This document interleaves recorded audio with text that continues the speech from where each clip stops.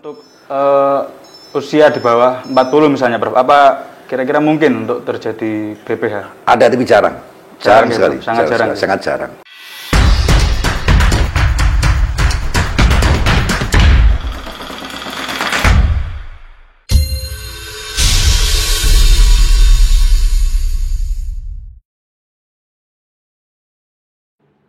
Baik, Assalamualaikum warahmatullahi wabarakatuh. Kembali lagi bersama saya Arif Rananda di STJ TV yang selalu mengedukasi dan menginspirasi.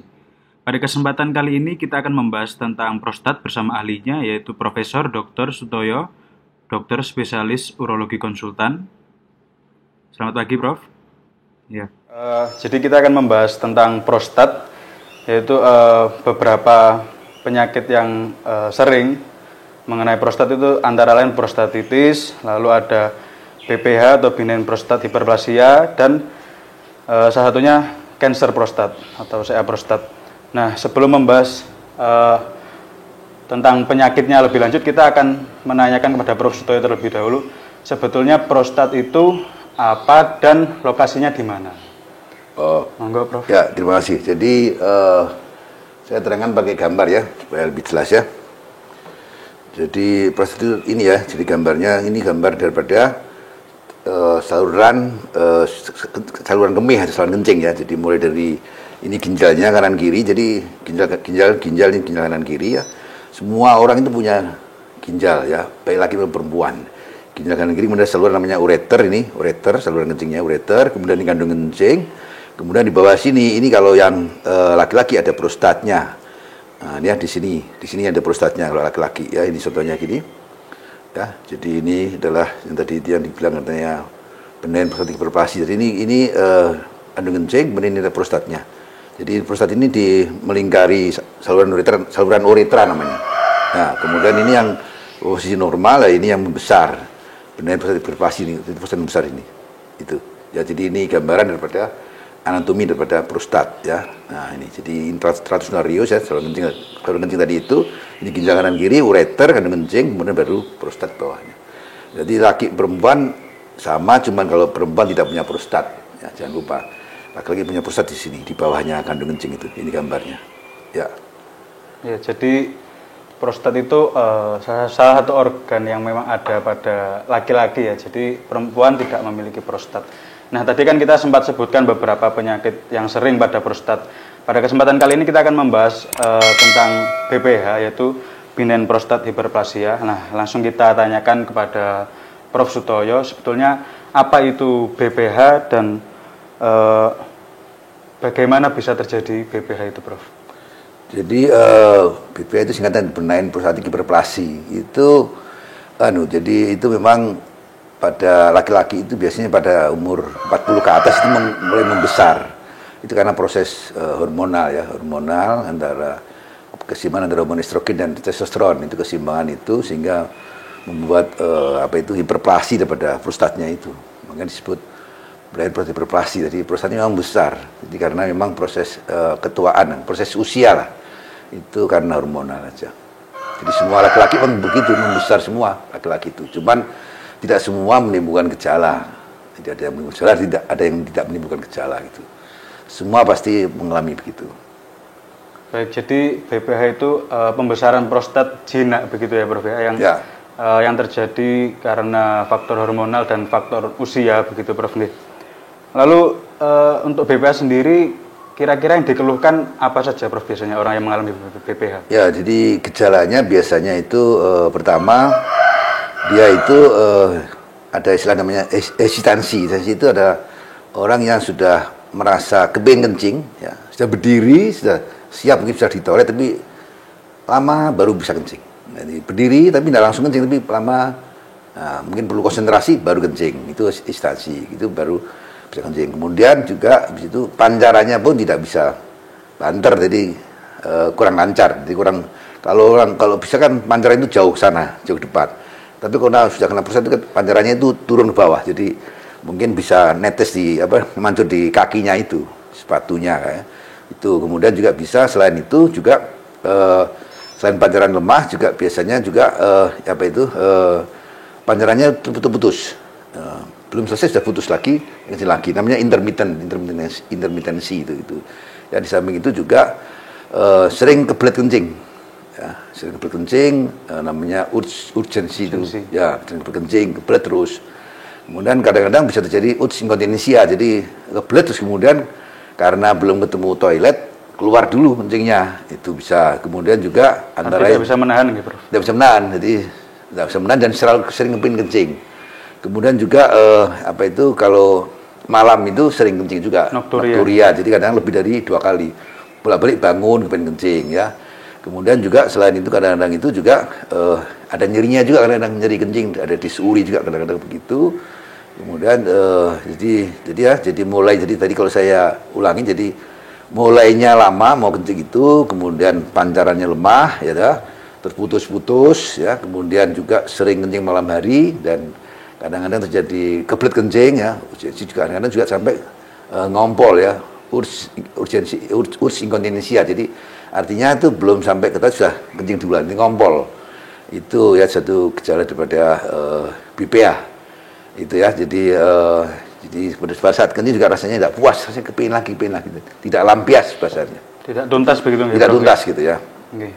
Jadi memang untuk orang yang mengalami BPH beberapa keluhannya sulit untuk memulai untuk kencing, lalu ada nokturia atau sering kencing pada malam hari, terus ada urgensi juga, jadi seperti kebelet kencing begitu. Kadang kebelet sampai ngompol juga. Urge inkontinensi ya. Gitu. Untuk BPH sendiri, apakah sudah pasti orang yang mengalami BPH ini terganggu di saluran kencingnya begitu, Prof? Di permasalahan kencingnya begitu? Jadi biasanya kalau orang pada pembesaran prostat, memang mestinya kan tadi karena dia posisinya di melingkari saluran kencing, melingkari uretra tadi ini. Jadi maaf ini gambar lagi. Jadi melingkari ini, kalau dia membesar kadang-kadang bisa mengganggu proses keluarnya kencing itu. Tapi tentunya tidak semua orang begitu. Jadi ada juga yang besar tapi tidak terganggu juga ada, ya kan? Jadi ada juga gangguan itu memang Jadi tidak semuanya mengalami gitu.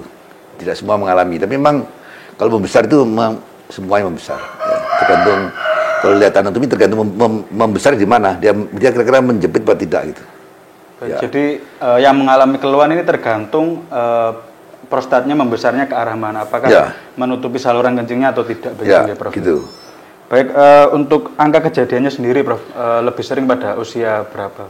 Biasanya pada umur 41 sampai 50 itu biasanya sekitar 8%, 50 sampai 60 itu kira-kira sudah, tadi kan 8%, sudah naik lagi sekitar 50%, nanti udah atas 80% itu kita hampir 80%. Di atas 80 tahun maksudnya, itu hampir 80%. Jadi 41 sampai 50 tadi 8%, terus 51 sampai 60 kita 50%, kalau di atas 80%, di atas 80 tahun itu biasanya sampai 80%. Jadi memang itu makin tua, itu biasanya semakin besar persentase angkanya ya, Prof. Ya, makin besar, kemungkinannya makin besar. Lalu untuk usia di bawah 40 misalnya, Prof, apa kira-kira mungkin untuk terjadi BPH? Ada tapi jarang sekali, sangat jarang. Biasanya makanya kalau ada pasien tanya umurnya masih muda, tapi keluhannya hampir sama dengan prostat tadi itu perlu dicari kenapa ya. Itu apa karena batu, apa karena ada penyempitan, ada apa lain. Jadi kemungkinan bukan karena prostat, tapi kalau usia sudah jelas 40 ke atas, 50 tahun ke atas itu kemungkinan besar adalah karena prostatnya. Kalau ada gangguan tadi. Gangguan namanya gangguan LUTS itu, lower urinary tract symptom. Jadi itu biasanya usia umur 40 ke atas, 40 lebih lagi kalau misalnya umur 50 ke atas itu kemungkinan ini prostat kemungkinan. Tapi kalau masih muda-muda ya mungkin ada yang lain. Apa ada batu, apa ada infeksi, apa ada penyempitan itu. Jadi artinya orang sudah tahu lah kalau umur sekian ya kira-kira prostat gitu. Kalau umur masih muda bukan gitu. Kira-kira begitu. Nah, untuk BPH sendiri ini bagaimana, Prof, untuk mendiagnosisnya? Mendiagnosa pemeriksaannya yang dilakukan apa saja? Ya, mendiagnosa prostat BPH itu sebenarnya tidak terlalu sulit. Tadi dari anamnesa itu adalah tanya jawab pada pasien. Tadi antara lain dengan pasien sudah menceritakan bagaimana kencingnya, pancarannya bagaimana, apa lemah apa bagaimana, masih bisa banter apa tidak. Kemudian kalau malam berapa kali kencingnya. Ya, kemudian juga kencingnya puas apa tidak, terus kencingnya terputus-putus apa tidak, sakit apa tidak. Jadi itu adalah suatu gejala. Jadi artinya itu anamnesa. Jadi tanya jawab dengan pasien. Kemudian itu pertama. Kemudian pemeriksaan fisik. Pemeriksaan fisik itu dilihat juga. Jadi pertama lihat fisiknya mulai dari ginjalnya ada pembengkakan apa tidak, kemudian kandung kencingnya penuh apa tidak, diraba kelihatan kalau penuh itu. Kalau penuh berarti dia tidak retensi, jadi tidak bisa kencing ya. Kemudian setelah itu dilakukan rectal touche atau colok dubur. Colok dubur itu melihat prostatnya besar apa kecil. Kemudian itu ada nodul. Kalau ada nodul itu ada pengerasan, kemungkinan ada kanker prostat namanya tadi CA prostat tadi ya. CA prostat, itu kalau pada saat di rectal touche ya, RT itu kalau ternyata ada nodul, itu pengerasan, kemungkinan itu adalah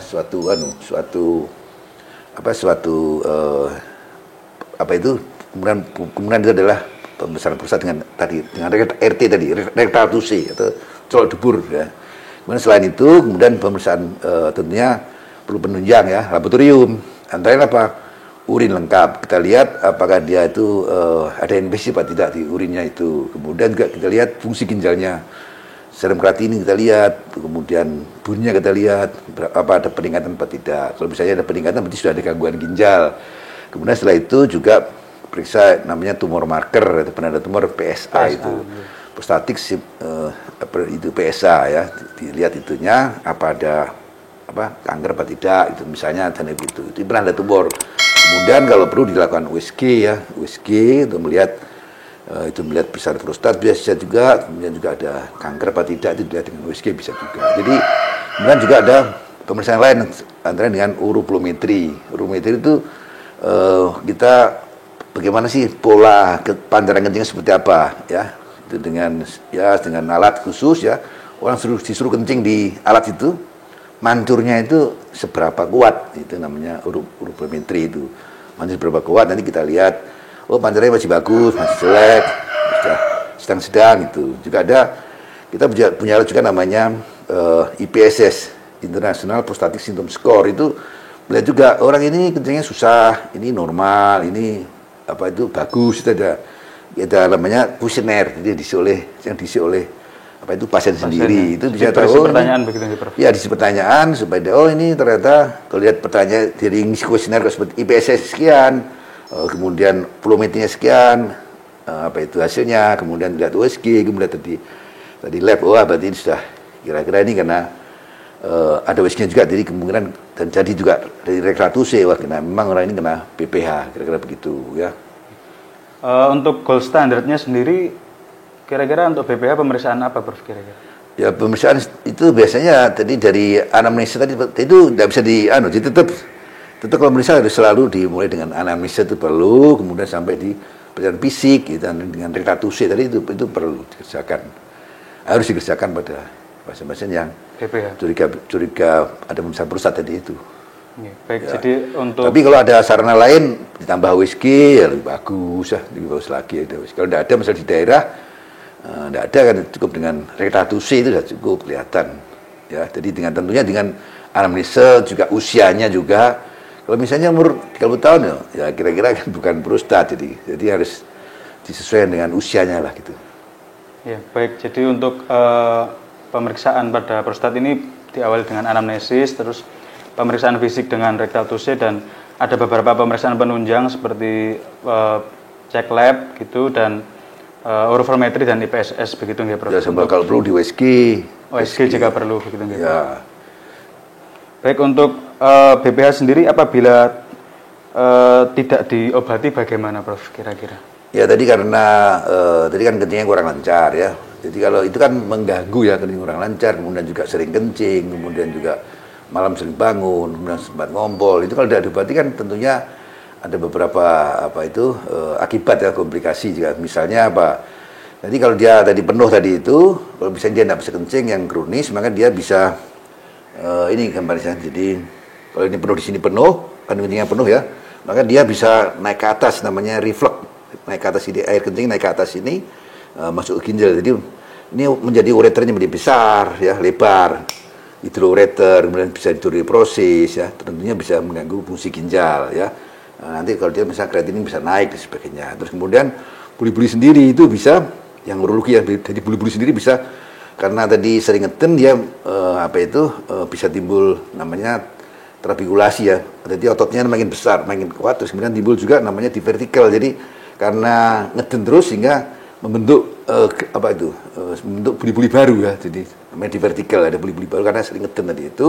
Nah, itu dari urologinya juga kemungkinan karena ada kencing yang tidak tuntas, ada res urin di situ.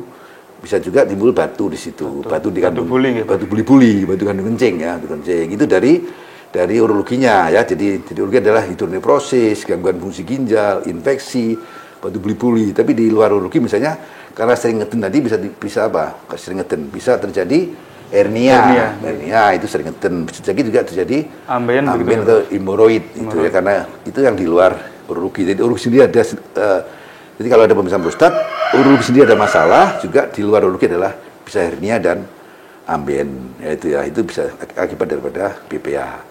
Ya tadi itu ya. Jadi jika BPH ini tidak segera diatasi akan menimbulkan berbagai penyakit baru nggih, Prof? Ya. Seperti divertikal buli dan batu buli, bisa hidroneprosis begitu ya, Prof? Hidroneprosis, gangguan fungsi ginjal, gagal ginjal maksudnya. Jadi harus segera ditangani juga apabila mengalami BPH ini. Ya. Nah, karena berbagai banyaknya tadi penyakit baru yang bisa muncul gara-gara BPH ini tidak diatasi, kira-kira untuk penanganannya sendiri bagaimana, Prof? Apakah hanya dengan pengobatan oral, minum obat, atau butuh tindakan operasi begitu, Prof? Ya, jadi itu penanganan tergantung kondisi pasien tentunya ya. Jadi misalnya pas saat datang, kalau misalnya tadi pemeriksaan anamnesa tadi, wawancara tadi bagaimana keluhannya tadi itu, seberapa berat misalnya, kemudian juga dilihat dari IPSS-nya, jadi seberapa berat ya gangguan kencingnya, kemudian volumetrinya seberapa berat, mancurnya itu pancarannya terlalu jelek apa sedang apa masih bagus, kemudian juga tergantung juga dari hasil ini ya, hasil relatusinya besar kecilnya, dan juga termasuk gangguan fungsi ginjalnya juga. Ya, fungsi ginjal masih terganggu belum, fungsi ginjalnya kalau masih bagus ya. Nah, setelah itu kita tentukan, ini bisa juga dengan obat-obatan aja bisa, atau dengan cuman evaluasi, watchful waiting, dilihat saja misalnya, atau dievaluasi maksudnya, atau juga dengan obat-obatan. Obat-obatan sekarang sudah banyak obat-obatan itu, bisa juga dengan operasi. Jadi mulai dari watchful waiting itu adalah ditunggu, dievaluasi aja, kemudian dikasih obat-obatan. Maksudnya tidak perlu operasi, kemudian bisa juga dengan operasi. Jadi banyaklah maksudnya penanganannya tergantung dari kondisi pasien saat itu. Ya, mulai dari anamnesanya, kemudian pemeriksaan fisiknya, pemeriksaan laboratorium, ya, pemeriksaan menunjang seperti urolometri, kemudian USG diperlukan. Nah, itu baru secara keseluruhannya itu bisa menentukan terapinya apa. Ya, terapinya tidak selalu operasi, jadi obat-obatan, kemudian bisa juga operasi. Ya, bisa juga dengan evaluasi saja. Jadi kalau ada keluhan itu ya sebaiknya ke dokter ya, supaya tahu ini perlu penanganan apa tidak dan sebagainya itu. Jadi kalau ada keluhan sebaiknya ke dokter. Sebelum terjadi komplikasi tadi itu. Komplikasi. Gitu. Ya, itu sebaiknya ke dokter. Ya, jadi memang untuk penanganannya sendiri tergantung bagaimana kondisi pasiennya itu. Apabila cukup dengan obat-obatan maka tidak perlu operasi, begitu nggak, Prof? Ya. Baik. Closing statement mungkin, Prof, untuk tema pada hari ini, untuk BPH ini, Prof. Ya, jadi untuk para pirsawannya, bila ada gangguan kencing tadi itu, mulai dari pandaran lemah, terus kemudian tidak tuntas kencingnya, kemudian sering ngompol, kemudian sering kencing malam hari, dan juga kebelet kencing dan sebagainya itu, dan merasa tidak puas kencingnya, itu sebaiknya ke dokter, ya, supaya segera ditangani. Karena apa? Karena efek sampingnya itu tidak baik. Ya, itu. Ya, jadi memang untuk orang-orang yang sudah usia lanjut, begitu ya, Prof, apabila mengalami keluhan-keluhan yang seperti tadi dijelaskan oleh Prof Sutoyo, maka harus segera ke dokter supaya tidak muncul komplikasi-komplikasi yang selanjutnya, begitu ya, Prof? Ya. Oke. Baik, alhamdulillah ilmu yang sangat bermanfaat dari Prof Sutoyo tentang prostat, khususnya tentang benign prostat hiperplasia. Semoga dapat bermanfaat untuk kita semua. Tetap sehat dan tetap semangat. Kami mohon pamit. Bersama STJ TV mengedukasi dan menginspirasi. Wassalamualaikum warahmatullahi wabarakatuh. Matur nuwun, Prof. Bersama STJ, kita semua sehat dan cerdas.